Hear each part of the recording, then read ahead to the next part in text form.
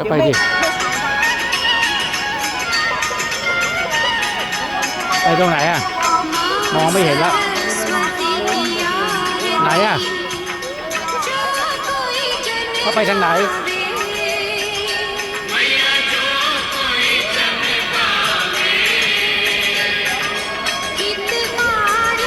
เข้าในวิหารแล้วเราไม่มีผ้าเนี่ย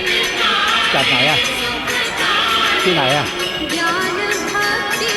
แล้วผ้าที่ไหนอ่ะแล้วเราเข้าได้ไม่มีผ้าเอาไงอ่ะไม่ก็ผ้าเขาโพกหัวทุกคนเนี่ย